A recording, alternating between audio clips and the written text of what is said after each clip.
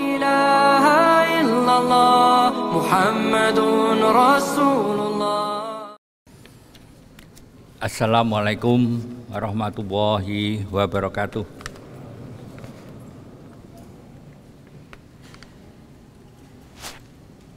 Yang dimuliakan Allah, para jamaah sholat isya dan sekaligus insya Allah nanti kita lanjutkan sholat tarawih di Masjid Kampus UGM. Alhamdulillahirrabbilalamin, wassalatu wassalam ambiya awsrohil ambiya mursalin wa alihi wa sahbihi asma'in amma ba'du. Malam hari ini saya kira malam terakhir kita sholat tarawih secara berjamaah sebagai bagian dari rangkaian ibadah bulan Ramadan. Alhamdulillah, mudah-mudahan kita berhasil atau kita bisa melaksanakan ibadah puasa ini dengan sebaik-baiknya, tidak hanya sekedar kita menahan lapar dan haus, tetapi mudah-mudahan menjadi bagian dari ketakwaan kita kepada Allah Subhanahu wa taala. Malam hari ini kita tentunya akan belajar bersama-sama, karena mungkin apa yang saya utarakan, apa yang saya bicarakan atau saya diskusikan, para jamaah mungkin sudah sedikit banyak tahu, sedikit banyak bahkan mungkin lebih ahli dari saya, sehingga harapan kita adalah belajar bersama-sama untuk tentunya kita bicara lebih, kita menjadi manusia yang lebih bertakwa, manusia yang lebih bermanfaat. Tema saya yang diberikan ke saya adalah peran strategis generasi muda untuk membangun kemandirian bangsa. Saya kira ini tema yang sudah banyak juga dibicarakan di mana-mana. Masalah generasi muda dihubungkan dengan kemandirian bangsa.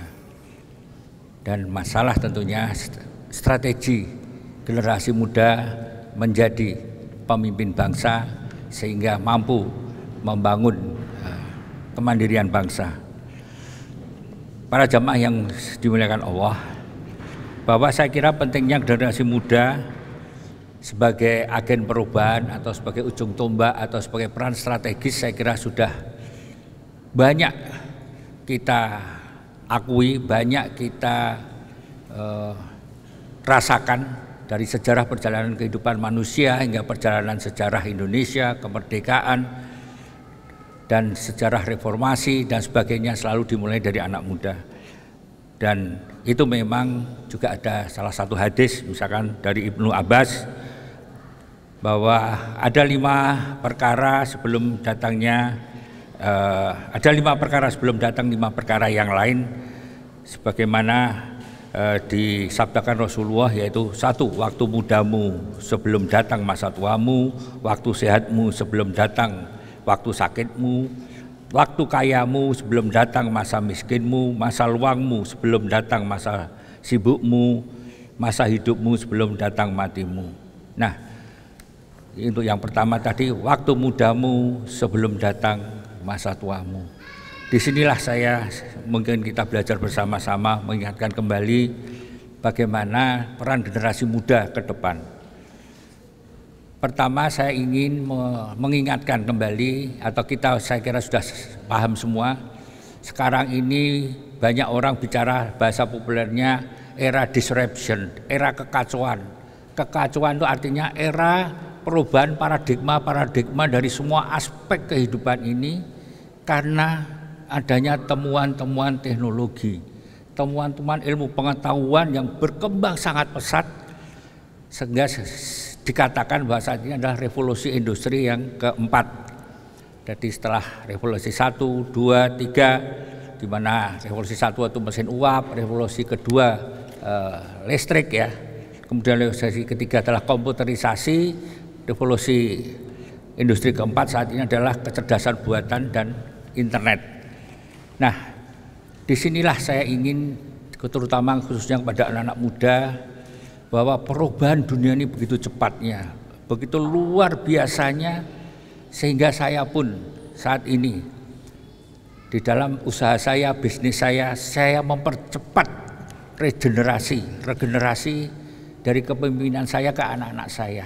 Karena saya merasa proses belajar saya sudah tidak nututi, sudah tidak imbang dan kecepatan perubahan-perubahan. Saya baru belajar katakanlah 2 langkah, ternyata sudah ada perubahan paradigma baru lagi 4 langkah dan sebagainya. Yang ternyata itu hanya bisa diadaptasi oleh anak-anak muda untuk mengejar paradigma baru karena perubahan-perubahan teknologi yang terjadi saat ini. Dan kita bisa merasakan bahwa kalau kita bicara apa yang akan dihadapi generasi muda yang akan datang adalah tentunya adalah tadi era ketidakpastian, era disruption, artinya era adanya kemajuan teknologi yang luar biasa sehingga perubahan-perubahan paradigma dari semua aspek, dan saya yakin termasuk metodologi dakwah dari mulai metodologi dakwah sampai politik, sosial hingga kita bicara ekonomi. Dan semakin terbukti juga akhirnya semakin kita saat ini person-person yang menguasai ekonomi, menguasai teknologi ternyata langsung dengan cepat sekali menguasai ekonomi, cepat sekali menyusul. Kita bisa saksikan fenomena ada Bill Gates, ada Mark Zuckerberg, kemudian ada Elon Musk dan lain-lainnya yang begitu cepat dia menjadi penguasa kehidupan kita. Siapa yang menentukan sekarang WhatsApp mau dibawa kemana, Twitter mau dibawa kemana? Hanya satu orang. Kemarin Elon Musk habis mengakuisisi Twitter 600 triliun lah kira-kira. Lebih besar dari biaya pembuatan ibu kota baru. Cukup satu orang. Ibu kota baru kita masih bingung, golek duit saka ngendi, utang saka ngendi, investor nggak jadi masuk, bingung lari ke sana kemari, ke Cina, ke mana, ke Jepang. Tapi cukup satu orang, dia mampu beli Twitter kira-kira 600 triliun karena dia berpendapat Twitter harus bisa dibuat menjadi suara yang bisa, katakanlah kemarin saya dengar baca-baca di medsos bagaimana Twitter bisa menjadi alat komunikasi yang lebih baik bagi untuk tegaknya pemikiran independen hak asasi manusia. Tidak boleh bagaimana bisa menghindari spam atau robot-robot, akun-akun robot, sehingga itu bisa lebih menjadi media dipercaya sebagai pertukaran politik, pertukaran pemikiran. Artinya kita bicara penguasaan teknologi, kemudian menguasai ekonomi, dan kalau kita sudah bicara ekonomi pasti kita bicara penguasaan politik. Jadi kita tidak bisa bicara untuk rahmatan lil alamin tanpa kita bicara seberapa besar sesungguhnya kekuatan yang kita punyai. Karena rahmatan lil alamin itu mestinya adalah selalu tangan di atas, selalu memberi rahmat, kebaikan, selalu memberi sesuatu. Kalau orang memberi sesuatu pasti punya sesuatu yang jauh lebih besar daripada yang kita berikan. Nah, disinilah tentunya tantangan anak-anak muda untuk bagaimana. Please tolong betul-betul ikhtiar untuk belajar menguasai teknologi, kemudian juga entrepreneur. Akhirnya kita akan bicara politik. Kita tidak akan bicara kita sering ditindas, kita sering diabaikan, kita sering didolimi. Kalau kita kuat secara teknologi, kuat secara ekonomi. Karena politik akhirnya juga tunduk pada kekuatan ekonomi. Contoh aja tadi saya bicara Elon Musk. Sudah sekitar pesawat ulang-alik Amerika itu terakhir diberhentikan oleh pemerintah karena terlalu mahal biayanya oleh pemerintah Amerika Serikat. Kira-kira 20 tahun yang lalu ya, sudah 20 tahun ya. Saya lupa atau 15 tahun yang lalu. Terakhir pesawat ulang-alik itu diudarakan oleh Amerika, dan pemerintah Amerika menyerah, sudah tidak sanggup lagi membiayai program ruang angkasa karena terlalu mahal. Karena waktu itu teknologinya mahal sekali kalau kita sekali mengangkat ke orbit. Artinya ada seorang yang namanya Elon Musk. Dia punya visioner yang luar biasa. Saya bayangkan Elon Musk itu titelnya haji, misalnya gitu ya. Titelnya seorang yang anak muda, taat Islam, haji, dia punya pemikiran, dia punya cita-cita bahwa program pemukiman di Mars harus itu menjadi realisasi, harus diwujudkan oleh manusia. Karena planet-planet di luar bumi sesungguhnya bisa sebagai bagian kehidupan gantinya bumi kelak. Jika bumi, karena juga kita sendiri yang merusak, akhirnya kehidupan di bumi menjadi sesuatu yang tidak layak, yang akhirnya kita harus sebagian pindah ke planet lain. Nah, dia bilang harusnya program ini tidak berhenti. Apa sih yang mahal? Oh, ya mahalnya karena roketnya, pendorong itu kalau sampai atmosfer, pendorongnya dilepas, langsung pendorongnya itu hancur, lebur karena jatuh ke bumi. Maka dia berpikir, bisa nggak dibuat roket pendorong setelah selesai di atmosfer dilepas, turun hati-hati pelan-pelan, kemudian mendarat lagi di pangkalan. Sehingga biayanya menjadi murah sekali karena seperti dia bilang, coba bayangkan kalau kamu naik pesawat dari Jogja ke Jakarta, kemudian sampai Jakarta pesawatnya harus dihancurkan. Itu dulu paradigmanya roket itu gitu, kita selesai perjalanan roket dihancurkan. Bisa nggak pesawat itu tetap dipakai lagi ke Jogja? Akhirnya dia membiayai sendiri, namanya SpaceX, program SpaceX, dan berhasil. Dan akhirnya sekarang dialah pemegang lisensi satu-satunya pesawat ruang angkasa yang sanggup membawa manusia ke orbiter. Sekarang dialah yang melaksanakan sebagai swasta, sudah bukan pemerintah lagi. Dan dia targetnya tetap pasti suatu saat harus bisa kita kirim orang ke Mars. Karena kekuatan visionernya dia, kekuatan ekonomi dia yang akhirnya bisa mengalahkan negara. Ini saya sebagai contoh aja bagaimana era teknologi ini luar biasa. Dan ini kemajuannya tidak hanya di dunia katalah medsos, tapi ada juga kita bicara artificial intelligence, Internet of Things. Sekarang internet itu sesuatu yang sudah menjadi luas sekali pemakaiannya. Kita bisa Google Map dan sebagainya. Ada rekayasa genetik, itu juga luar biasa sekali. Kebetulan saya juga sebagai komisaris Rumah Sakit JH, betapa revolusi pengobatan itu luar biasa sekali. Bagaimana revolusi memperpanjang katakanlah genetika kita, biologis kita, itu juga luar biasa, memperpanjang usia dan sebagainya, yang itu dinilai dari sisi medis.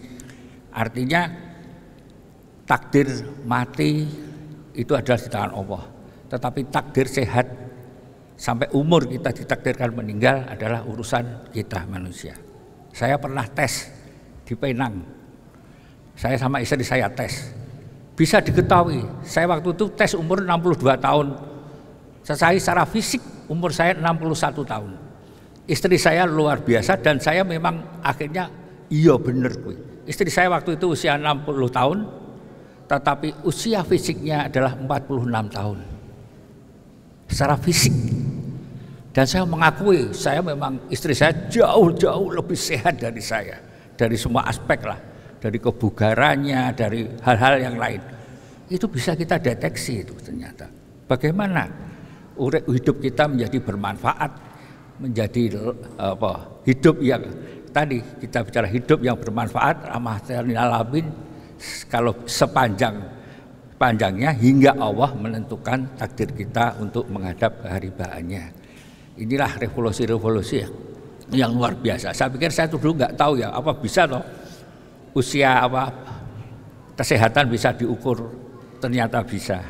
Nah, untuk itulah saya harapkan marilah generasi muda kita, khususnya adik-adik aktivis dari masjid, aktivis dari organisasi Islam dan umat, ayo kita harus menang juga di dunia ini.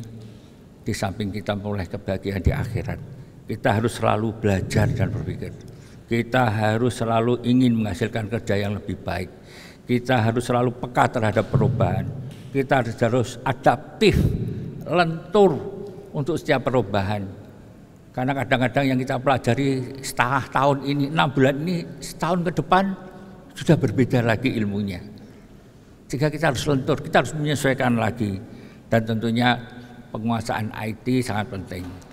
Saya sekarang sebagai Ketua Majelis Ekonomi dan Kewirausahaan pimpinan Muhammadiyah. Jadi Muhammadiyah itu sudah memutuskan di muktamar di Makassar 7 tahun yang lalu, 2015, bahwa pilar Muhammadiyah setelah kesehatan dan pendidikan, maka Muhammadiyah mencanangkan Muhammadiyah harus punya pilar ketiga yang namanya ekonomi.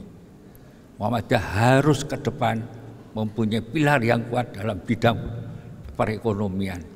Harus kalau kita punya korporasi, punya perusahaan yang kuat, baik secara organisatoris maupun warga, harus menguasai ekonomi.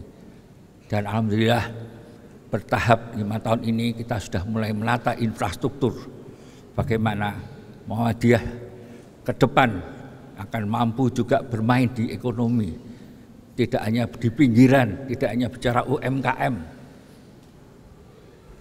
Karena sesungguhnya kita juga mampu untuk bermain bersama-sama pengusaha-pengusaha besar yang lain. Kita punya organisasi yang kuat, punya juga pendidikan yang baik, punya manajer atau manajerial SDM yang baik. Contoh aja, mungkin Bapak Ibu sekalian mendengar sekarang sering mendengar ada kosmetik namanya Wardah. Wardah itu 100% milik seorang ibu-ibu Muhammadiyah Tulen, orang Padang. Dia sudah menguasai pangsa pasar saat ini 40% pangsa pasar kosmetik. Tidak ada perusahaan kosmetik yang jauh lebih besar. 60% dibagi-bagi kecil-kecil lah. Ada Unilever, ada Mustika Ratu, ada ada Orel dan sebagainya, Lancome dan sebagainya. Dia 40%. Berapa omsetnya? 7 triliun per tahun bisnis dia. Dan itu adalah umat orang Padang, seorang ibu yang sekarang usianya sekitar sudah 69, sudah generasi kedua. Artinya, dan itu masih banyak lagi pengusaha-pengusaha yang ternyata kita bisa. SDM-nya itu hampir di-hire dari perusahaan-perusahaan multinasional. Ternyata anak muda juga lebih senang bekerja di perusahaan milik umat daripada dia bekerja di perusahaan-perusahaan multinasional.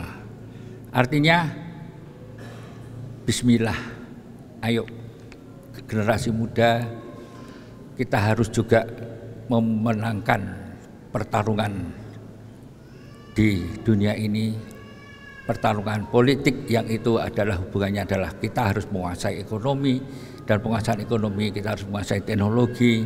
Di samping kita bicara entrepreneurship dan sebagainya. Penutup, dunia terus berubah, terus berkembang, dan mereka yang bertahan adalah mereka yang bisa beradaptasi. Kita harus selalu beradaptasi, yaitu jangan selalu belajar, berpikir ada baru, belajar lagi, baru belajar lagi, hingga apa yang kita pelajari tidak ketinggalan zaman. Jadilah pemimpin yang mendorong dan menangkap perubahan. Jadi dua itulah saya kira di dunia ini tidak ada yang abadi selain perubahan itu sendiri. Dalam arti perubahan siklus interaksi kemanusiaan dan bumi ini. Dan itulah kita harus selalu menjadi pelopor menghadapi perubahan itu dan membuat kehidupan yang lebih baik. Mungkin demikian yang saya sampaikan. Mudah-mudahan konsep rahmatan lil alamin betul-betul akan menjadi bagian yang real dalam keseharian. Dimanapun selalu kita ada di tangan di atas. Selalu kita menjadi yang bisa memberikan lebih banyak daripada komponen bangsa yang lain, sehingga kita mampu menjadi bagian dari generasi muda, bagian dari bangsa Indonesia yang mampu membangun kemandirian bangsa ini. Dan kita harus percaya tentunya inama ulsi usra, fa inama ulsi usra, inama ulsi usra. Kita harus yakin di balik kesulitan atau di mana ada kesulitan selalu ada kemudahan. Fa inama ulsi usra, inama ulsi usra. fa idza faragta fansab wa ila rabbika farghab. Kita harus segera beralih dari satu pekerjaan ke pekerjaan lain, dan kita berdoa kepada Allah agar tentunya kita bisa diberi bagian dari petunjuknya, diberi sifat Ar-Rahman dan Ar-Rahimnya. Demikian yang saya sampaikan. Mudah-mudahan pembelajaran kita bersama ini menjadi bagian komitmen khususnya anak-anak muda. Yuk belajar, yuk kejar, yuk ketinggalan kita. Kita pernah jadi umat, pernah jadi betul-betul pelopor perubahan dunia ini 500 tahun, yaitu abad 750 Masehi sampai 1250 Masehi. Itu betul-betul Islam menjadi agen perubahan dunia dalam ilmu pengetahuan. Berbagai ilmu berkembang pesat. Tetapi sekarang tentunya kita sadar kita justru terbalik, dunia barat begitu menguasai keilmuan sehingga kita hampir semuanya didikte. Nggak terasa kita didikte. WhatsApp ya kita berarti didikte. Apa yang disajikan WhatsApp itulah yang kita pakai. Twitter dan sebagainya, Google dan sebagainya. Kita nggak mampu membuat sendiri, memodifikasi, merevisi,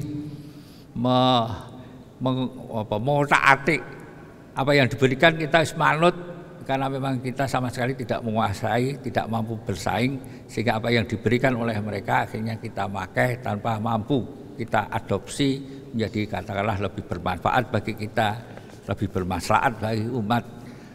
Kita tidak mampu. Mari kita kejar ketertinggalan kita sehingga kemandirian bangsa ini akan insya Allah menjadi bagian, bukan mimpi lagi. Era 2045 dengan bonus demografi yang ini akan terjadi, dan perlu saya ingatkan, bonus demografi ini akhirnya nanti 75% angkatan muda adalah anak-anak muda milenial. Kesempatan milenial akan mengisi 75% lapangan kerja yang di situ penuh dengan teknologi. Jadi istilah saya, kalau dulu wong pinter iki kudu mulai umur 40 atau 50 kudu ketok pinter, sekarang wong 20 tahun, 30 tahun wis ketok kudu pinter pisan. Harus sudah menjadi pelopor perubahan. Lihat aja usia-usia misalkan Bill Gates dan lain-lain yang tadi saya sebutkan tadi. Berapa mulai usia dia menemukan program-program? Rata-rata usia 20 tahun. Yang menemukan Instagram itu ya usia 20 tahun. Karena usia 20 tahun sekarang terbanyak penemuan ditemukan oleh anak-anak usia 20-30 tahun. Terakhir saya menemukan kemarin anak lulusan Mu'alimin, kemudian sekolah di Fakultas Hukum jurusan Sospol HI. Dia menciptakan aplikasi yang saya sangat mendukung sekali dan bagus sekali yang namanya Evermost, yang kemarin dapat pendanaan dari Singapura 600 miliar rupiah. Kelahiran tahun 90. Jadi lulusan Mu'alimin, kemudian Sospol HI, tapi dia menciptakan sama beberapa temannya program aplikasi Evermost, di mana itu program marketplace yang tidak sama dengan Tokopedia dan sebagainya, karena tidak B2C, tidak business to customer, tapi business to business. Dia mencoba menciptakan, mengatasi pengangguran, di mana ibu-ibu yang nganggur di rumah desa itu bisa jadi reseller, bisa menjual produk apapun yang diproduksi oleh UMKM yang lain. Sebaliknya UMKM itu juga bisa memasarkan produknya itu untuk dijualkan oleh satu ibu, memproduksi bisa dijual oleh ibu yang lain di tempat yang lain, di mana perantaranya adalah lewat Evermost. Itu sebenarnya dulu ya, singkatannya Ever Ready for Muslim, tapi sekarang menjadi produknya adalah sudah universal. Produk apapun bisa dimasukkan asal halal dan sebagainya. Di situ nanti ada pelatihan dan sebagainya. Itu juga bayangkan kelahiran 90 berarti usianya baru 32 tahun. Dia merintis tahun 2017-an. Berarti sekitar usia 25. Dia membuat aplikasi itu, dan tidak sampai 5 tahun dia dapat pendanaan sampai 600 miliar rupiah dari ada Singapura, ada dari Telkom dan sebagainya, karena dia melihat investor itu prospek sekali ini. Jika ini berhasil, maka ada perputaran uang yang mungkin tidak kalah dengan Tokopedia, Zalora dan sebagainya, karena ini menciptakan peluang pekerjaan baru, tetapi juga menciptakan satu sisi pemasaran baru. Jadi istilahnya pemasaran dari seorang ibu UMKM itu juga bisa dipasarkan oleh produksi dari seorang ibu di satu desa bisa dipasarkan oleh satu ibu di desa yang lain atau di kota dan sebagainya, di mana itu perantaranya ada Evermos, di situ ada bagaimana pelatihan menjual, bagaimana juga pelatihan memproduksi yang baik, ada komisi, ada fee dan sebagainya. Yang itu kemarin langsung kita ajak kerjasama juga dengan Muhammadiyah untuk membangun jaringan saudagar Muhammadiyah lewat Evermos itu. Karena kita sadar juga jaringan saudagar Muhammadiyah terbanyak masih UMKM, kita perlu platform yang mampu menggabungkan antara B2B, antara orang yang sudah memproduksi sama orang yang pengen nambah penghasilan entah berapapun, tapi dia menjadi lebih produktif dalam rumah tangganya daripada dia katakanlah banyak waktu nganggur dan sebagainya. Demikian yang bisa saya utarakan, mudah-mudahan menjadi pembelajaran kita semua. Terima kasih. Wabillahi taufiq wal hidayah. Assalamualaikum warahmatullahi wabarakatuh. La ilaha illallah Muhammadun Rasulullah.